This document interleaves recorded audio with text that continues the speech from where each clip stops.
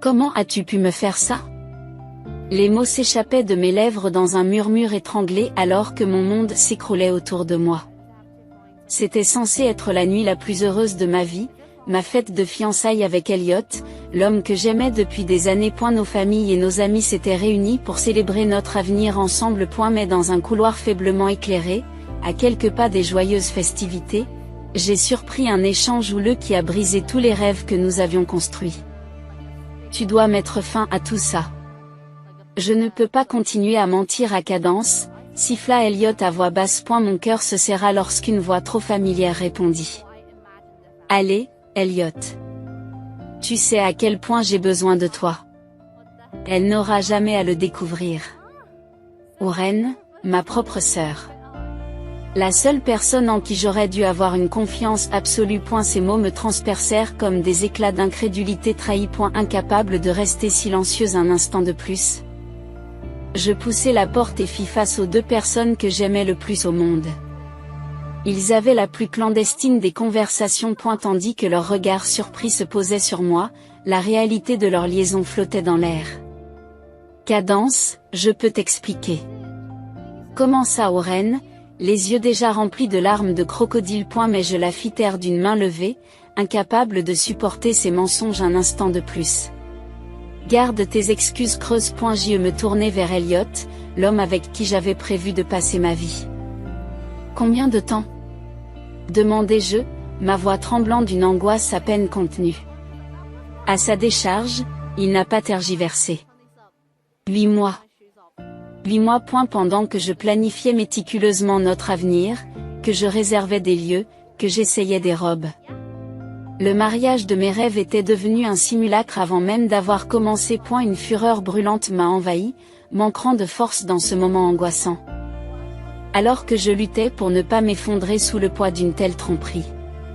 Les fiançailles sont rompues, déclarai-je d'un ton qui ne souffrait aucune discussion. Tous les deux disparaissaient de ma vue. Pour une fois, Ren garda un silence bienveillant alors qu'elle passait devant moi, les yeux baissés. Elliot fit mine de parler, mais je secouai vivement la tête. Ne le fais pas, l'ai-je averti. Puis ils sont partis, me laissant seul face à l'implosion soudaine et brutale de ma vie telle que je l'avais connue. Comment Ren, mon plus proche confident depuis l'enfance, avait-il pu me faire ça?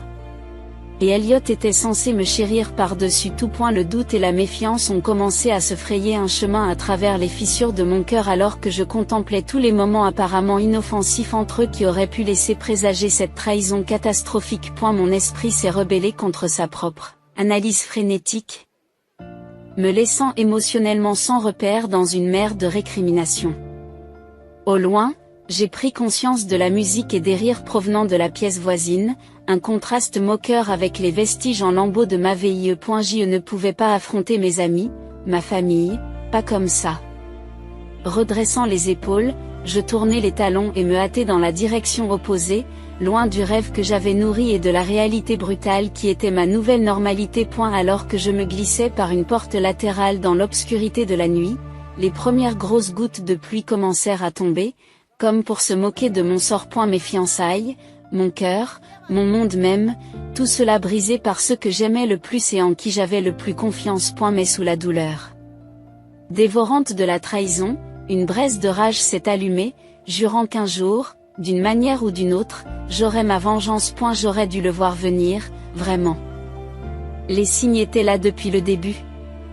Si je suis honnête avec moi-même, ce que je n'avais pas vraiment permis jusqu'à présent. En grandissant, Ren a toujours été l'enfant préféré, belle, vive, l'incarnation de tout ce que ma mère avait théoriquement rêvé d'avoir comme fille. Moi, en revanche, j'étais la spectatrice maladroite qui cherchait constamment à obtenir leur approbation et leur affection. Pourquoi ne peux-tu pas ressembler davantage à ta sœur? Se lamentait ma mère, inconsciente de ces mots tranchants. Ou alors, elle ne comprenait que trop bien leur effet percutant. Alors que Ren suscitait l'admiration dans toutes les pièces où elle entrait, je passais inaperçu. Une fleur perpétuelle, éclipsée par son éclat éblouissant. A eu fil du temps, l'envie et le ressentiment ont pris racine en moi. Des graines toxiques qui ne feraient que s'envenimer au fil des ans. Père n'était d'aucune aide. gardant un comportement cordial mais distant avec nous deux. Je me demande souvent s'il a senti la rivalité grandissante entre Ren et moi, et s'il a simplement choisi d'éviter de jeter de l'huile sur le feu. Son approche non interventionniste a probablement fait plus de dégâts qu'il ne le pensait. Le seul réconfort que j'ai trouvé, c'est mon amitié avec Marcus Bishop, qui vivait juste en bas de la rue. Chaleureux et bienveillant, il me traitait avec une simple décence qui faisait cruellement défaut à la maison. Son affection allait probablement au-delà de la simple amitié, mais j'étais trop préoccupée par mes insécurités et mon besoin d'être acceptée par ma famille pour apprécier à sa juste valeur ce qui se trouvait juste devant moi. C'est au lycée que la dynamique entre Ren et moi a pris sa tournure la plus toxique, alors que sa beauté et son assurance s'épanouissaient. Que les petits amis et les prétendants affluaient pour se prélasser dans sa présence radieuse. Mais cela n'a jamais duré, ce que je n'ai compris que des années plus tard. Elle a séduit mon petit ami sous mon nez, accuse Casey Harrington avec une juste indignation après l'une des conquêtes romantiques de Ren. J'aurais dû savoir qu'elle se servait de moi pour se rapprocher de lui. À l'époque, j'ai considéré qu'il s'agissait d'un raisonnement mesquin d'une ancienne amie jalouse. Mais la fréquence de ces accusations s'est logée dans mon subconscient comme une écharde persistante que je n'arrivais pas à déloger. Ce n'est qu'à l'université que j'ai commencé à remarquer des signes plus suspects de la nature trompeuse de Ren. Une fois, elle s'est liée d'amitié avec Amanda Lewis pour lui voler l'idée d'une application de marketing des médias sociaux et présenter le concept à des investisseurs potentiels comme étant le sien. Amanda était trop désemparée et intimidée par la richesse de notre famille pour lutter contre le vol de propriété intellectuelle. Lorsque j'ai finalement trouvé le courage de confronter Ren au sujet de son traitement sournois d'Amanda, elle s'est contentée de rouler des yeux. Elle ne soit pas si naïve, Cathy. Je suis une opportuniste, pas une criminelle.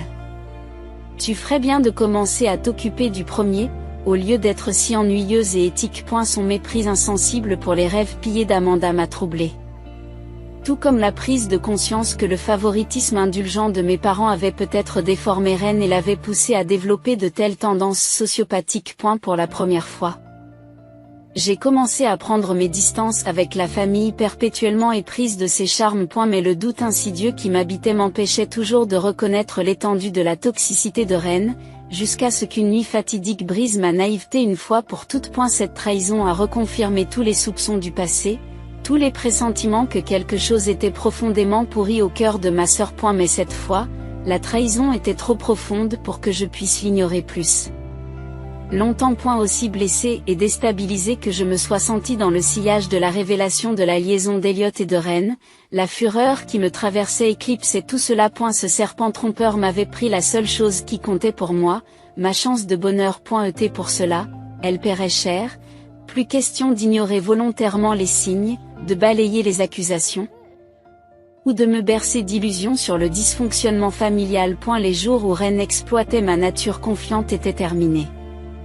Cette fois, c'est moi qui remporterai la victoire finale. Le claquement des talons de Ren s'estompa tandis qu'elle quittait mon appartement, me laissant seule face à l'implosion cataclysmique de ma vie. Je m'enfonçai dans le canapé, l'incrédulité engourdie cédant lentement la place à un amalgame bouillonnant d'émotions, de fureur, d'angoisse, de détermination. J'avais mis fin à mes fiançailles avec Elliot et rompu les liens avec Ren en une seule confrontation cataclysmique.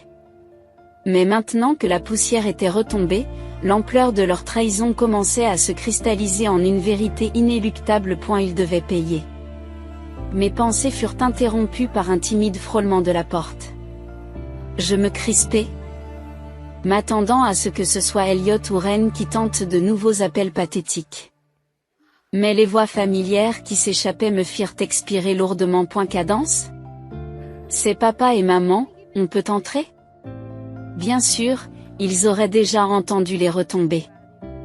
Je traversai la pièce et ouvris la porte, révélant les visages inquiets de mes parents. Maman m'a immédiatement prise dans ses bras, tandis que papa restait à proximité, stoïque comme à l'accoutumée. Nous venons d'entendre les rumeurs les plus terribles, s'inquiéta maman en me relâchant. À propos de toi, Elliot, elle s'est interrompue, incapable d'exprimer la réalité. C'est vrai, déclarai-je sans embâge. Je les ai surpris ensemble. Les fiançailles sont annulées. Les yeux de maman se sont écarquillés de consternation. Mais papa a simplement hoché la tête, comme s'il s'attendait à cette nouvelle depuis le début. Je m'en doutais. A-t-il murmuré. Cela fait des années que Ren est au courant. Le fait qu'il reconnaisse tacitement sa nature trompeuse était à la fois une validation et une source d'exaspération. S'il avait reconnu ses tendances, pourquoi ne les avait-il jamais abordées? Pourquoi m'avait-il laissé désemparer et douter de mes propres instincts pendant qu'elle tissait sa toile de mensonges et de manipulations? Maman, quant à elle, avait l'air complètement abasourdie. Ren et Elliot? Elle s'accroche au bras de son père pour le soutenir. Mais c'est ta sœur. Et Elliot allait faire partie de la famille. J'ai ri amèrement de son apparente naïveté. N'avait-elle pas été présente lors de tous les signaux d'alarme, de tous les incidents louches qui présageaient cette trahison? Comment pouvait-elle encore être aussi aveugle à la vérité sur sa fille cadette qu'elle chérissait tant? Maman, réveille-toi, lui ai-je dit. Sans trop de douceur. Cela fait longtemps qu'on attend. Ren ment et utilise les gens depuis des années. J'étais juste trop éprise de ses charmes et de ton favoritisme évident pour voir les choses telles qu'elles étaient. Les mots ont été plus durs que prévu, mais je n'ai pas regretté leur piqûre. Mes parents tressaillirent comme si je les avais frappés physiquement. Cadence, ce n'est pas juste. Gronda mon père à voix basse. Tu laisses ta colère à cause de ce désagrément obscurcir ton jugement. Nous n'avons jamais favorisé un enfant par rapport à l'autre. J'ai aboyé un rire sans éclat. Non. Alors où était cette préoccupation paternelle lorsque j'étais constamment réprimandée et comparée défavorablement à Ren en grandissant? Où était votre soutien quand elle volait des idées et des petits amis à ses amis en toute impunité? Maman a au moins eu la décence de paraître gênée. Papa s'est contenté de me fixer d'un regard impénétrable. Il est resté impassible. Tu exagères? A-t-il enfin déclaré. Ce qui est fait.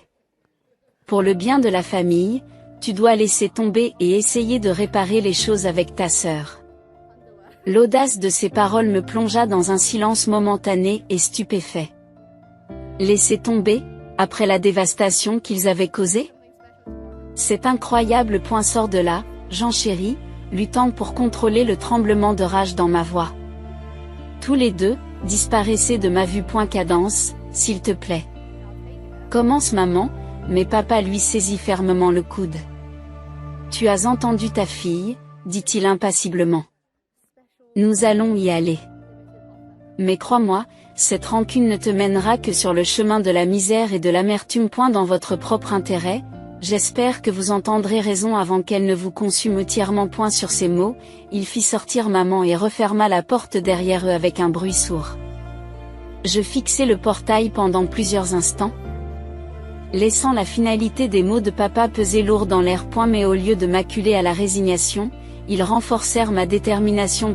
Si mes propres parents étaient trop enfoncés dans le déni pour me soutenir contre les machinations de Oren, alors je devrais poursuivre la justice seule. La rage qui n'avait cessé de croître prenait maintenant une intensité fiévreuse. A eu lieu de réparer les liens, cette fois-ci, je les briserai d'abord. Une fois pour toutes, Oren ressentirait les conséquences brûlantes de ses actes égoïstes et fourbes. Animé d'une juste fureur, je commençai à planifier méticuleusement mes prochaines étapes. Il fallait rassembler des preuves, recruter des alliés pour ma cause. Et il ne fallait négliger aucun détail pour faire éclater la vérité et démanteler le piédestal sur lequel ma famille s'obstinait à maintenir Oren, quels que soient les dommages collatéraux. Elle avait déclaré la guerre à mon avenir dès qu'elle avait jeté son dévolu sur Elliot. Et en guerre? J'avais bien l'intention de l'anéantir. Dans les jours qui suivirent l'intervention malheureuse de mes parents, une froide détermination prit racine en moi. S'il n'avait pas l'intention de demander des comptes à Oren, alors je poursuivrais moi-même la justice, aussi impitoyable qu'elle puisse paraître. Mes premières démarches ont consisté en une reconnaissance élémentaire mais nécessaire. J'ai commencé à contacter discrètement les anciens amis et associés romantiques de Oren, en reconstituant soigneusement la chronologie de ses manipulations égoïstes et de ses mensonges. Les histoires ont afflué comme une digue rompue dès que ces ponts brûlés ont compris que je souhaitais sincèrement dénoncer ces méfaits. Amanda Lewis, L'entrepreneuse dont l'idée d'application marketing avait été volée. Jessica Kim, dont le petit ami, Oren, s'était éloigné avec beaucoup de subtilité. Un défilé d'ex bafoués et de confidentes rejetées qui s'alignaient pour livrer des témoignages cinglants. J'ai documenté chaque compte-rendu trié, chaque trahison sournoise dans un parcours méticuleux de preuves qui alimenterait la confrontation imminente. Mais je savais qu'il fallait encore des munitions pour ébranler l'adoration de ma famille pour Oren. C'est ainsi que je me suis retrouvée sur le pas de la porte de Marcus Bishop un soir de pluie, mon vieil ami d'enfance et mon amour souvent non partagé, surpris de me recevoir. Cadence ? Que se passe-t-il ? Demanda-t-il, fronçant les sourcils d'inquiétude en voyant mon expression tendue. Tu as l'air intense. Je peux entrer ? Je le frôle sans préambule. J'ai besoin de ton aide pour quelque chose. La confusion s'est emparée de ses traits, mais Marcus a acquiescé, comme il le faisait toujours lorsque j'étais impliqué. À l'intérieur de sa modeste demeure.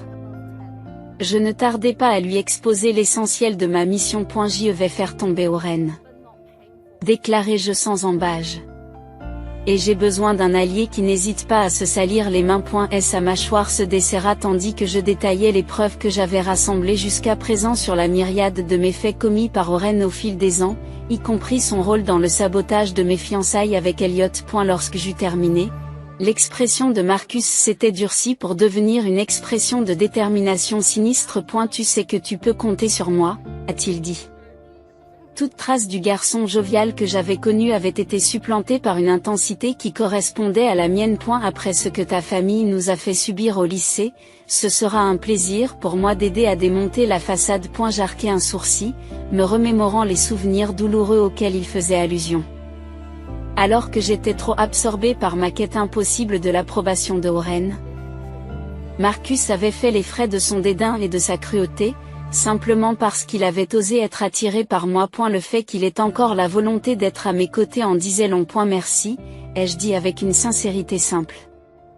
Avec vous à bord, c'est vraiment en train de se produire. Les premières braises de ce qui allait devenir une conflagration inarrêtable. Au cours des jours et des semaines qui ont suivi, Marcus et moi avons constitué un dossier inexpugnable qui ne laissait aucune pierre traître de la vie de Oren en suspens. Des documents financiers révélant ses indiscrétions commerciales, un nombre impressionnant d'amitiés ruinées et de tromperies romantiques, et même une piste de harcèlement en ligne visant ceux qu'il avait d'abord méprisé. Tout cela a été rigoureusement compilé comme un dossier à présenter devant le jury du jugement de notre famille. Tout au long de ce processus, j'ai repoussé chaque ouverture de Oren par un silence glacial, refusant de répondre à ses faibles appels à la réconciliation et au pardon. Je savais que de telles demandes creuses n'étaient que le préambule à de nouvelles manipulations de sa part.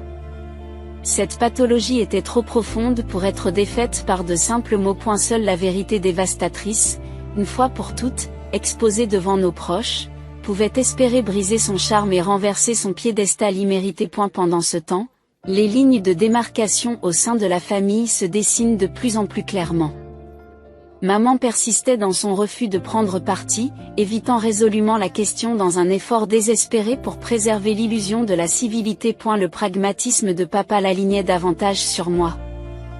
Même s'il s'abstenait de condamner catégoriquement les actions de Oren. Puis il y avait les observateurs neutres qui réservaient leur jugement jusqu'à ce que tout soit révélé lors de la réunion familiale annuelle que j'avais méticuleusement planifiée et qui promettait d'être plus explosive que toutes les précédentes. À fur et à mesure que la date approchait, je sentais les enjeux, les tensions inextricables s'intensifier jusqu'à atteindre un point de rupture inexorable.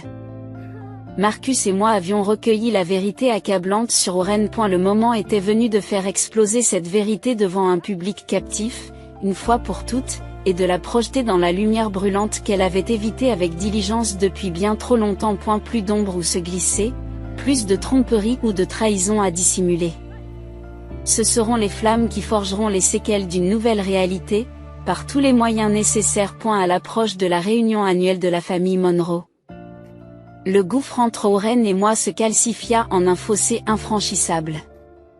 Chaque tentative de réconciliation de sa part se heurtait à un silence de pierre et à un refus de s'engager. Je me concentrais exclusivement sur le renforcement du dossier contre elle, afin de me protéger contre toute velléité de relâchement face à ces tactiques de manipulation. Marcus, quant à lui, s'est avéré être un allié inestimable qui a veillé à ce que ma détermination ne faiblisse jamais. Tu fais ce qu'il faut, Cadence, a-t-il déclaré d'un signe de tête ferme un soir où nous examinions le dossier de preuves qui s'accumulait. La tromperie de Warren doit être révélée, même si cela perturbe la famille. Je sentis quelque chose en moi s'apaiser à ces paroles pragmatiques, renforçant mes convictions. Penses-tu vraiment que si nous exposons tous les faits à tout le monde, ils finiront par la voir telle qu'elle est? Un regard pensif passe sur les traits de Marcus. J'aimerais l'espérer. Mais il faut se préparer à la probabilité que certains restent aveugles à la vérité. Ma mâchoire se serra à cette idée. Après toutes les preuves indéniables que nous avions compilées, témoignage après témoignage de la litanie des victimes de Warren, comment quelqu'un pourrait-il ne pas être amené à changer ses positions? À moins que, tu penses que papa et maman savaient, n'est-ce pas? J'ai accusé l'horrible notion de se transformer en sinistre réalité. À propos du niveau de dépravation de Warren, c'est pour cela qu'ils m'ont incité à simplement pardonner et à passer outre sa liaison avec Elliot. Marcus expira lourdement. Je n'en suis pas sûr, mais les signes étaient là. Et nous savons tous les deux que tes parents la favorisent à un degré malsain. Je ne m'étonnerais pas qu'ils ignorent ou excusent ces indiscrétions pour sauver les apparences. Une fureur brûlante m'envahit à l'idée d'une déréliction aussi scandaleuse de leur part. Mais papa l'avait admis lors de notre dernière confrontation, exigeant sans ménagement que j'arrange les choses avec Warren pour le bien de la famille. Et si c'est le cas, ils sont tout aussi coupables qu'elle, et ils devront aussi rendre des comptes. La lueur dure qui est entrée dans les yeux de Marcus a confirmé qu'il était d'accord avec moi sur cette voie. Personne n'échapperait à la mise à nu de son rôle dans les déprédations de Warren. Pendant ce temps, les autres membres de la famille élargie commençaient à se diviser en factions, ceux qui se rangeaient du côté de l'innocence professée par Warren, et ceux qui réservaient leur jugement jusqu'à ce qu'ils aient vu la preuve par eux-mêmes. Les rumeurs et les ragots se répandent dans le monde entier à mesure que la date des retrouvailles se rapproche. Je n'ai donc pas été surpris lorsque tante Margot, la plus fervente partisane de Warren, m'a coincé alors que j'inspectais le lieu de la réunion. Cette vendetta ridicule a assez duré. Elle a claqué sans préambule, les yeux brillants d'indignation. Je l'ai regardée froidement, depuis le temps qu'elle s'acharne à traiter Warren de façon préférentielle. J'ai des preuves, tante Margot, trop pour les ignorer, même pour toi. Elle fit un bruit dédaigneux en ajustant sa première étole voyante. Des preuves? De quoi? Que la pauvre innocente Warren ait pu commettre quelques indiscrétions mineures dans sa jeunesse, c'est une femme adulte maintenant, et tout problème entre vous deux aurait dû être réglé depuis longtemps. Le dégoût me tordit les tripes face à son rejet blasé. Peu importe les preuves. Les légions d'apologistes de Warren ne seraient jamais dissuadées par les faits. J'ouvris la bouche pour répliquer, mais Margot poursuivit. Notez bien ce que je vais dire. Si tu insistes pour étaler cette rancune insignifiante lors de la réunion, c'est ta réputation auprès de la famille qui en pâtira le plus. Pensez Y avant de lancer d'autres allégations absurdes contre votre sœur. Avec cette menace en l'air, Margot a tourné sur un talon en peau de crocodile et s'est enfuie avant que je puisse répondre. J'ai été laissé en proie à la colère au milieu du lieu même où les lignes de combat allaient bientôt être tracées de manière brutale et sans compromis. Le mépris narquois de Margot a renforcé ma détermination bien plus que les appels à la capitulation n'auraient pu l'éroder. Si les partisans de Warren étaient à ce point ancrés dans le déni et la dévotion aveugle, alors rien de moins qu'une guerre sanglante ne suffirait à briser leur idolâtrie insensée. Lorsque le clan élargi se réunirait à nouveau, le bilan serait inéluctable. Je comprenais maintenant que des bouleversements étaient inévitables pour éliminer une fois pour toutes le cancer de l'influence sociopathique de Warren. Qu'il en soit ainsi.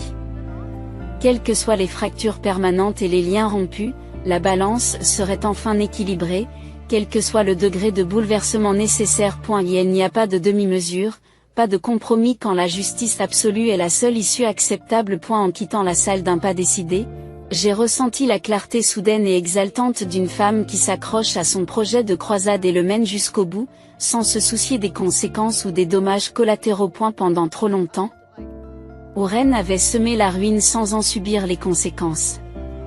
Aujourd'hui, elle allait enfin récolter le tourbillon d'un châtiment impitoyable. Et la réunion annuelle de la famille Monroe était toujours une affaire ostentatoire en raison de la prédilection de mes parents pour l'étalage éhonté de leur richesse et de leur statut. Cette année, le thème du bal masqué vénitien, qui n'avait rien coûté, n'a fait qu'amplifier la grandeur prétentieuse de l'événement. Mais sous les sols en marbre et les chandeliers scintillants, un courant électrique de tension parcourait les masses assemblée et était empreint d'une attente inexprimée. Peut-être émanait-il de ma propre détermination, alors que j'observais les fêtards circuler avec une nonchalance étudiée.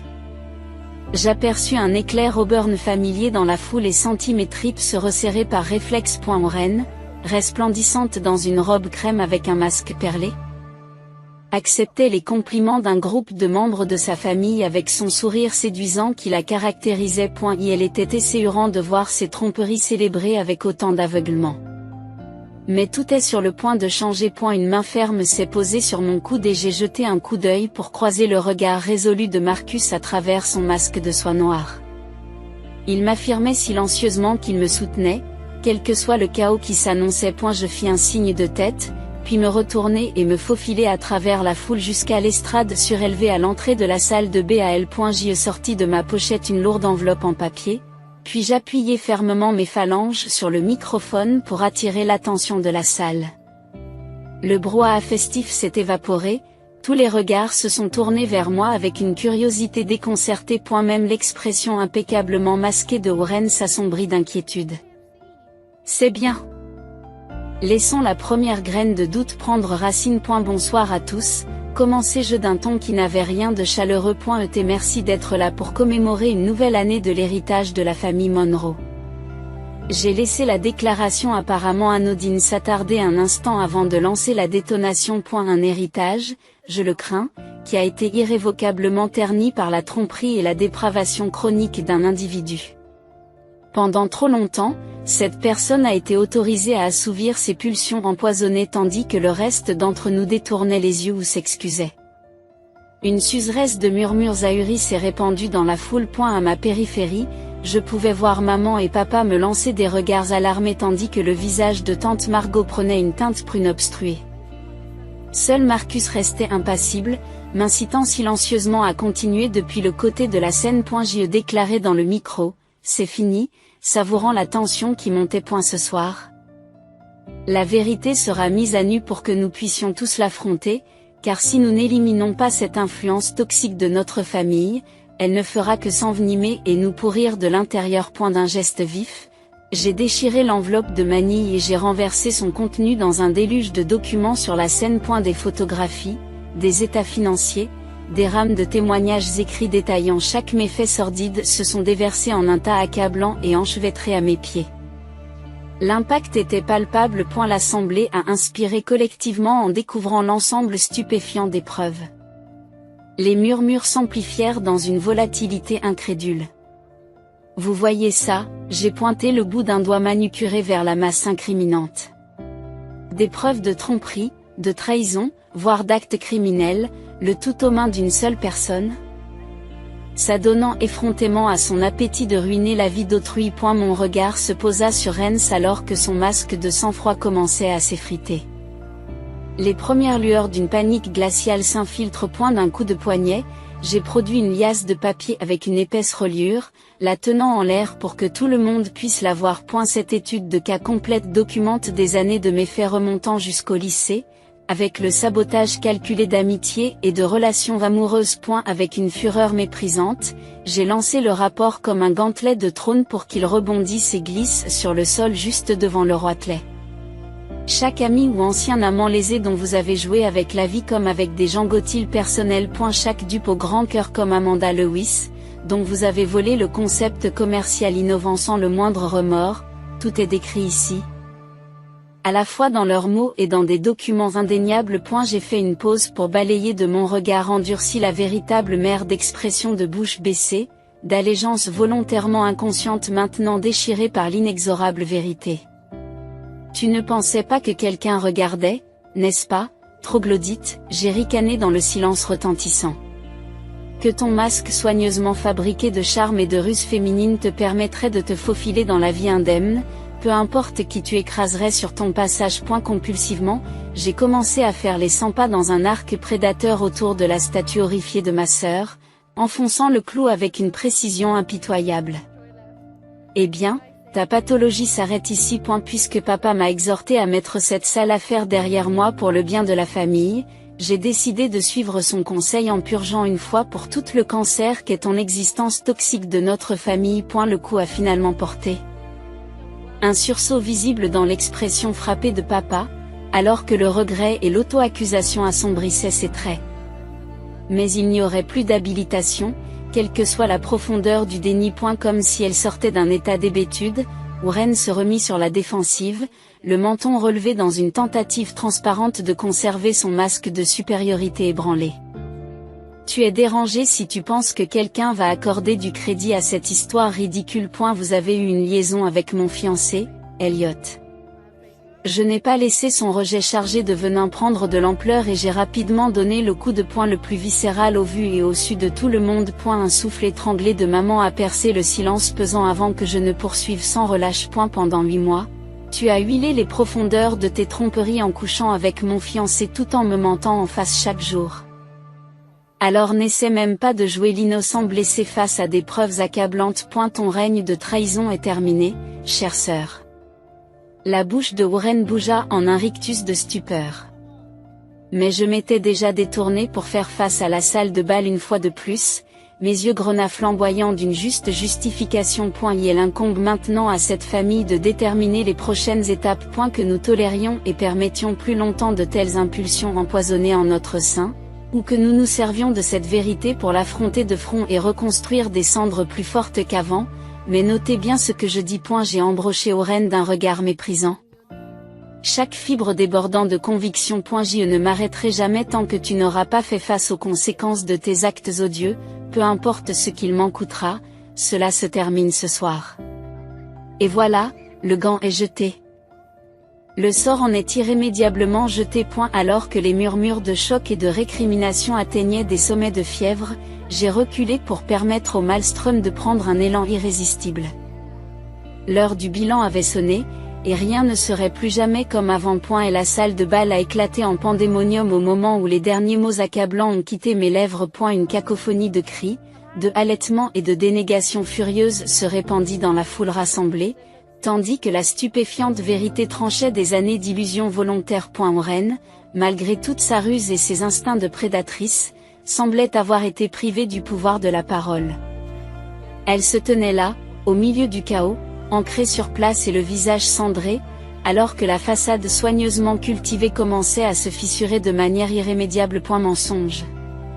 Le cri strident de tante Margot a transpercé le vacarme, tandis que la femme que j'avais autrefois prise en pitié pour sa dévotion obséquieuse envers Warren est entrée dans une rage virulente.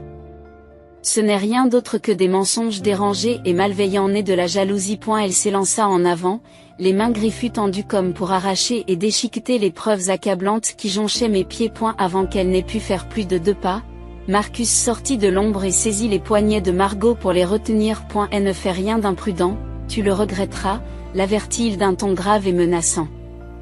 Margot écarquilla les yeux d'indignation et d'incrédulité jusqu'à ce qu'elle reconnaisse son futur agresseur. Puis son expression se figea en un dégoût total à mesure qu'elle prenait conscience de la situation. Le pauvre garçon est finalement devenu le chien de poche de Cadence, je vois, cracha-t-elle avec une violente insinuation. A-t-elle promis de te laisser goûter si tu l'aidais dans cette croisade insensée?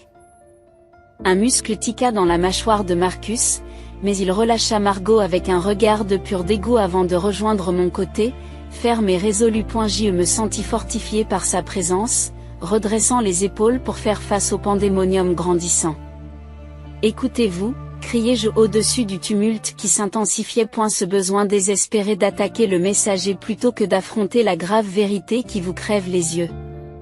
Ren est un maître manipulateur qui dira n'importe quoi, fera n'importe quoi pour préserver la façade que vous avez tous embrassée comme des imbéciles crédules. Cela a réussi à rediriger l'indignation vers sa cible. Ren sursauta visiblement tandis qu'un murmure acide de condamnation se propageait, faisant reculer les passants comme s'ils étaient brûlés. Ce n'est pas possible, murmura maman, les larmes coulant sur son visage ravagé tandis qu'elle s'agrippait désespérément au bras de papa. Ma petite fille ne pourra jamais. En fait, j'ai ressenti une brève pointe d'empathie en voyant le monde de ma mère s'effondrer sous le poids implacable de la preuve. Mais il était bien trop tard pour que la sympathie me fasse changer d'avis. Quel que soit le traumatisme qu'elle et son père enduraient maintenant, ils se l'étaient infligé eux-mêmes en se montrant indulgents envers la toxicité de Ren au fil des ans. Réveillez-vous et sentez la vérité, mère, déclarai-je avec une pointe d'impatience lasse. Votre fière fille est une sociopathe qui a semé le chaos autour d'elle pour sa propre satisfaction égoïste. Un son étranglé échappa alors à Ren, et tous les regards se fixèrent sur elle. Pour la première fois, la lueur malveillante que j'avais toujours inconsciemment repoussée s'est allumée dans son regard, brûlante et sans retenue. Tous les artifices, toutes les tentatives de dissimulation avaient été abandonnées. Espèce d'ingrate B, sifflait-elle avec une haine farouche. Après tout, je me suis sacrifiée pour faire quelque chose de moi-même, pour m'élever et sortir de l'ombre misérable de papa et maman. Tu es juste jaloux que je t'ai surpassé à force de volonté. Sacrifié ? Répondis-je avec une moquerie amère. Dis ça aux légions d'êtres chers que tu as sacrifiés sur ton sentier de guerre en utilisant et en jetant des vies pour tes propres désirs glorieux et vains. Cela a touché un point sensible, mais la conscience de soi a été fugace, car elle a rapidement retrouvé son mépris malin. Vous voulez détruire mon monde pour des griefs insignifiants ? Sa voix résonnait en soi et en menace. J'ai joué selon les règles dictées par la société et j'en ai récolté les fruits. Et ne viens pas pleurer auprès de moi parce que tu n'as pas eu la force de faire la même chose, chère sœur. Un mouvement de révision m'a traversé face à sa rationalisation flagrante, à son refus total d'accepter la faute, même lorsqu'elle y était confrontée de manière aussi flagrante. C'était la raison pour laquelle les mesures extrêmes avaient été nécessaires. Et la conviction sociopathique de Ren était trop profondément ancrée pour être rachetée. Avant que je ne puisse formuler une réplique, un ton de baryton autoritaire trancha la tension comme une faux. Ça suffit. Tous les regards se sont tournés vers papa, qui s'est avancé, l'expression froidement impassible, à l'exception d'une lueur glaciale de finalité. Tu as montré ton vrai visage aux yeux de tous, Ren, en exposant la litanie d'une vie de traîtrise et de trahison odieuse envers des amis, des associés, et même ta propre famille. Le regard dévasté qu'il a jeté à maman a percé la façade de pierre pendant un instant, comme une angoisse visible. Ce soir, nous devons faire face à de dures vérités sur la personne que tu es devenue. Mais ma décision concernant le châtiment est claire. Et elle reprit son souffle, semblant se donner un air de majesté sinistre, comme s'il se préparait à prononcer un jugement sur les transgressions dont il était saisi. À partir de maintenant, vous êtes exilé de cette famille, séparé de l'héritage des Monroe, de notre lignée, de tout. Pour tes méfaits et ton refus d'accepter la responsabilité ou les remords, tu es renié à perpétuité. Un cri consterné de Ren brisa le silence qui régnait alors que les mots résonnaient avec une irréfutable finalité. Je n'ai pu que regarder fixement, momentanément sous le choc, que papa ait prononcé une sentence aussi dévastatrice. Il ne s'agissait pas seulement d'une coupure financière, d'une exclusion sociale et d'un mépris, mais d'un reniement au sens le plus élémentaire du terme. Une non-entité en termes de lignée et de lien avec notre clan pour toujours. C'était une punition aussi extrême que la litanie des péchés que nous avions révélés. Une punition dont Ren semblait comprendre tardivement la gravité.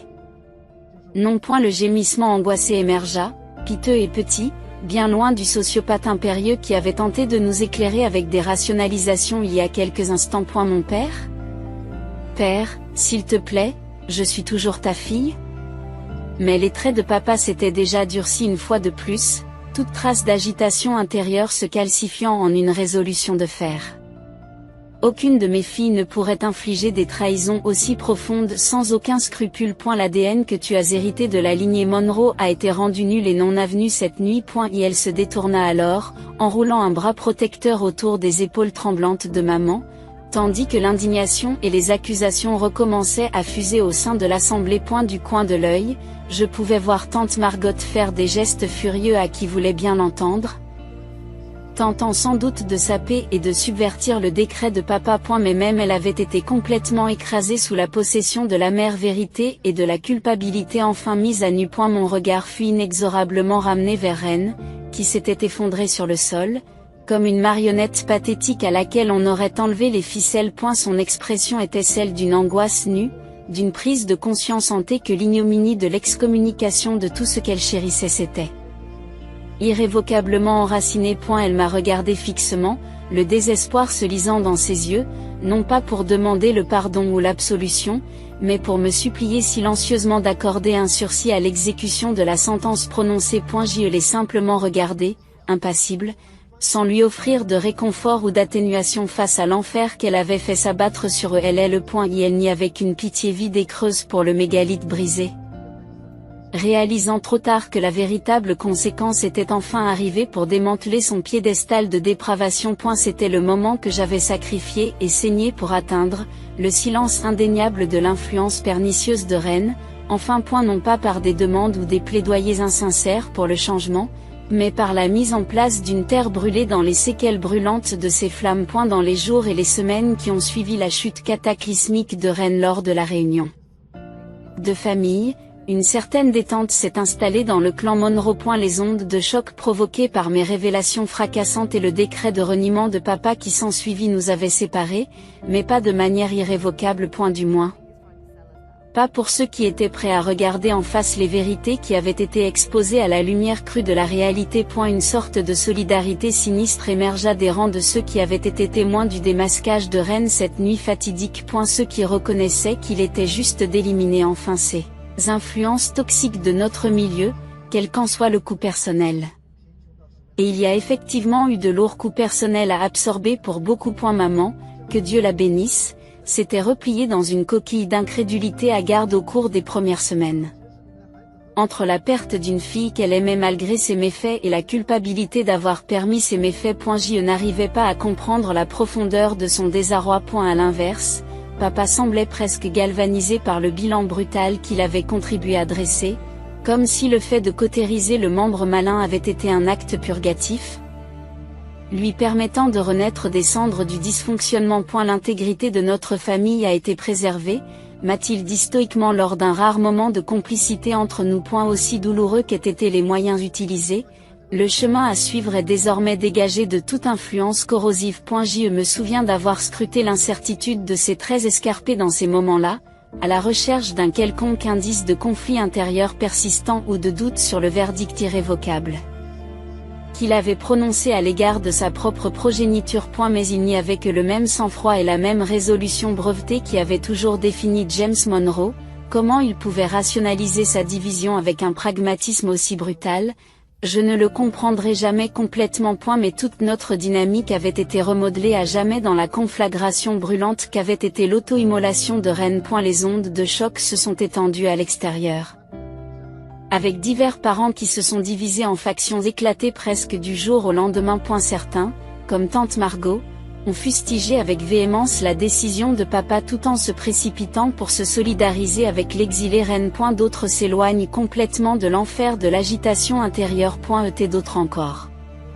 Eh bien, Marcus et moi avons gagné de nouvelles voix improbables qui ont défendu notre quête tenace de justice, quel qu'en soit le coup dévastateur. C'était un autre exemple de frontières redessinées et de plaques tectoniques familiales qui se déplacent à jamais sous l'effet des secousses. Mais j'ai aussi ressenti un sentiment de légèreté. C'était la première fois que je me sentais libérée de l'ombre de Ren. Cette ombre empoisonnée avait enfin été éradiquée, permettant au premier rayon de la rédemption de percer. Marcus était à mes côtés à chaque étape de ses premiers pas vers la reconquête de la trajectoire de ma vie. En veillant à ce qu'Elliot subisse toutes les conséquences juridiques et professionnelles de sa trahison et en reconstruisant avec détermination la Dynamique ternie avec maman et papa. Tu as été le catalyseur de la cadence du renouveau. Marcus me l'a rappelé en posant une main ferme sur mon bras chaque fois que mes regrets ou mes doutes menaçaient d'éclipser le chemin à parcourir. Et ne laisse pas les douleurs passagères de la croissance éclipser la famille plus saine pour laquelle tu t'es battu. Ces mots m'ont ancré plus de fois que je ne pourrais le compter dans la lutte ardue pour affronter les blessures, éliminer la toxicité et endurer les retombées des liens réalignés. Jusqu'à ce que, finalement, la poussière commence à retomber sur les séquelles fumantes. Il y avait tant de dégâts à affronter dans ce paysage de cendres, à la fois au sein de la famille et autour d'elle à partir de la piste de dévastation de Rennes et d'Eliott. Mais j'examinais les sites endommagés comme le ferait un maître artisan, traçant déjà le plan de la reconstruction à partir des éléments les plus solides. C'était le cadeau paradoxal de l'exclusion de Rennes de ma vie, voyez-vous. En démantelant ces tentacules empoisonnés, j'avais déblayé les détritus du dysfonctionnement pour révéler la vérité fondamentale, j'étais l'architecte de ma propre identité. Fini le temps où je suivais le sillage délirant d'un frère ou d'une sœur sociopathe dans le seul but d'obtenir une approbation creuse, où j'adhérais par réflexe aux schémas familiaux toxiques de mon enfance. J'étais libre de construire selon mes propres termes. Les matières premières étant les liens rédempteurs avec ceux qui marchaient à mes côtés. Mes yeux étaient inévitablement attirés par Marcus lors de ces moments transcendants, le meilleur ami inébranlable qui m'avait soutenu même lorsque je ne voyais pas ma propre valeur. Et elle se tenait maintenant à mes côtés avec une lueur renouvelée dans les yeux, m'encourageant silencieusement à entrer dans cette nouvelle phase de ma vie. Il y avait de la chaleur, de l'affection et peut-être même une frise alléchante de nouvelles possibilités qui scintillaient entre nous chaque fois que nos regards se rencontraient et se maintenaient dans ces moments cathartiques. J'avais le sentiment que l'élévation de mon ancienne existence n'avait pas été inutile, mais qu'elle avait au contraire ouvert la voie à quelque chose de brillant, pour lequel il valait la peine de se battre. Lorsque j'ai enfin senti les derniers vestiges de l'ombre de Rennes disparaître à jamais de mon âme, c'est la main ferme de Marcus qui s'est entrelacée dans la mienne, deux piliers jumeaux avançant ensemble vers la lumière, tandis que de nouvelles vies prenaient forme de manière radieuse.